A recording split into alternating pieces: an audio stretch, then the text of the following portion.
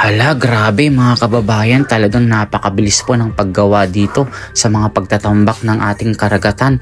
Dito po ay China po ang gumagawa, yung Chinese contractor.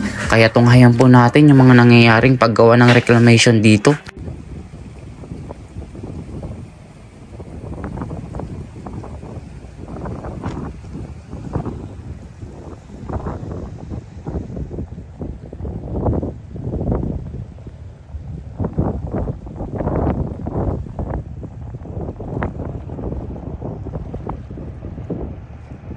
Magandang araw mga kababayan. Ngayon po ay January 10, Wednesday po.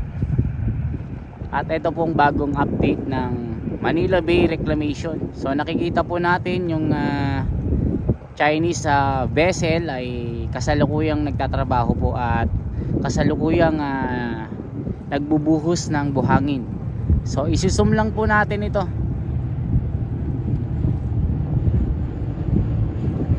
So ganyan po kalaki at ganyan po yung proseso ng pagtatambak dito. So napakabilis. At sa dulo naman mga kababayan, yan yung Island B. So dito Island A, itong tinatambakan dito Island C na. So yan, sa susunod may building na dyan mga kababayan. So mag-comment po kayo ano yung masasabi nyo dito. Di ba pinatigil na po ito nung nakaraan at pinag-aralan po kung okay ba ito, hindi makakasama sa Manila Bay or sa kalikasan. So dahil yung iba pinatigil, yung ibang reclamation, pero dito sa Manila Bay ay tuloy-tuloy na mga kababayan. Ilang buwan din na pinatigil ng gobyerno ito. Pero dahil siguro nakita nila na okay naman daw, safe naman daw ito at magiging maayos, kaya itinuloy ito ng ating gobyerno na pinayagan po yung mga nagre-reclaim po dito.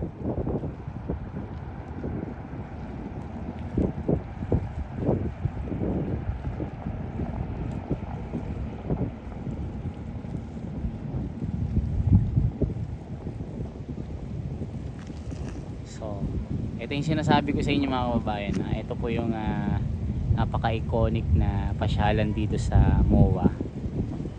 So, maraming mga namamasyal dito mga kababayan. So, dito pwede kayong tumambay sa hapon. Pwede kayong maglakad-lakad. Pwede nyong dalhin yung mga alaga nyong aso. Kung may bike man kayo, pwede. Sa umaga, sa tanghali, sa hapon. So itong harapan, kung familiar po kayo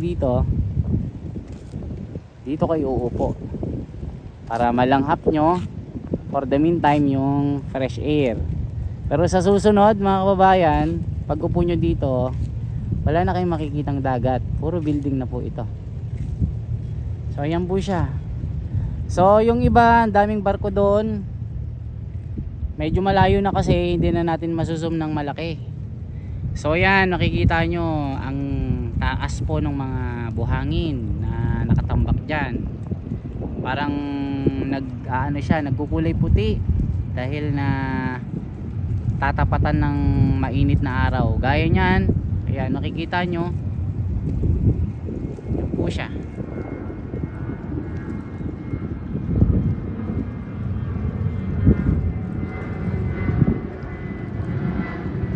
Pakita ko rin dito. Yan dito. Ayan, yan po yung Island A. Yung mga building na yan, yung nakikita nyo sa Maynila po yan. Yan. Yan yung tinuturo ko sa inyo na direksyon. Diyan po nakatayo yung Dolomite doon sa Rojas Boulevard. So yun yung nakatayuan natin. Nandito tayo sa MOA. Para po maliwanag lang po sa mga hindi pa nakakaalam ng kung saan po tayo ngayon. Nasa MOA po tayo, nasa likod. So pwede kayong magbike dito mga kababayan pero minsan pinagbabawal po ng guard. Mas okay doon na habang naglalakad kayo hawak nyo lang yung bike nyo, parang umaalalay kayo. Pwede rin yung mga alagang aso, mga pusa. Ayan. Marami tayong nakikita dito pag hapon, mga kababayan. So dito nakikita, kwento ko lang ulit, dito ako sinagot ni Mrs. itong semento na ito na pasyalan, Seaside by the Bay ng MOA. Yan. Dito maraming mga magjojowa ang pumupunta dito.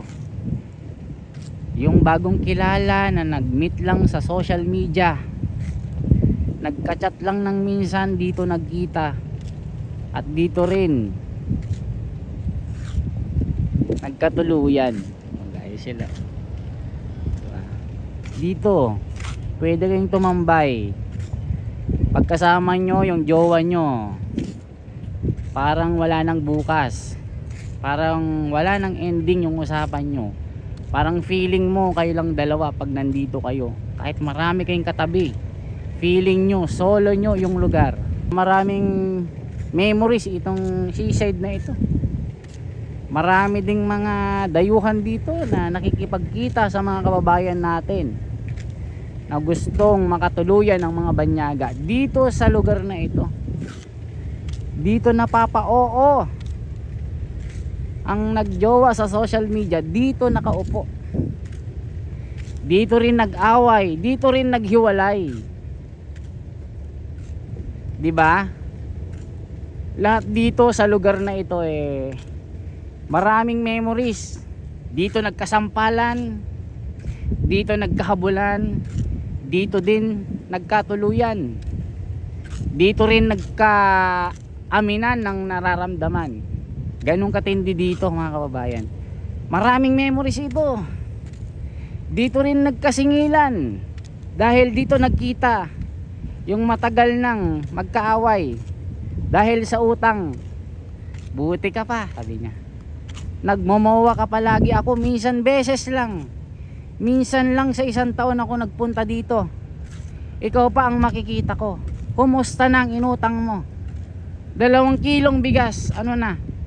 Hindi mo na binayaran na. Yun, dito nagkabulgaran ng mga sekreto, mga kababayan. Ganun katindi lahat nangyayari. Ang memories ng seaside na ito marami. Kaya mga kababayan, ngayon pa lang, namnamin nyo na habang may dagat pa, habang may nakikita pa kayong mga bangka. Oh, di ba? Ganun po katindi dito, mga kababayan. So yung aso, ayun, naiwan na siya. So dito may mga nagba-volleyball dito. Yan, yung mga atleta. Uy, mukhang mananakaw ko ito. Uy, kanino yan? Kanino yan? Ibulsa ko yan. Sige, bahala ka. Oh. Dito ako nakakita ng mga atleta, ng mga dayuhan na super gaganda, mga kababayan. Dito ako nakakita na akala mo nasa beach sila, kasi nga yung mga suot nila parang naliligo lang sila. Ay, dito may mga volleyball player. Grabe nung nakita ko yung mga foreigner, akala mo nanonood ako ng isang pelikula. Ganun katindi yung mga eksena. Pag bumalya ng volleyball, grabe, pag tamaan ka sa muka, akala mo sinampal ka ng isang palad na makapal. Ganun katindi, mga kababayan. So yan lamang po, sana i-share nyo po ito. Sana ipakalat po natin itong nagaganap na reclamation dito sa MOA.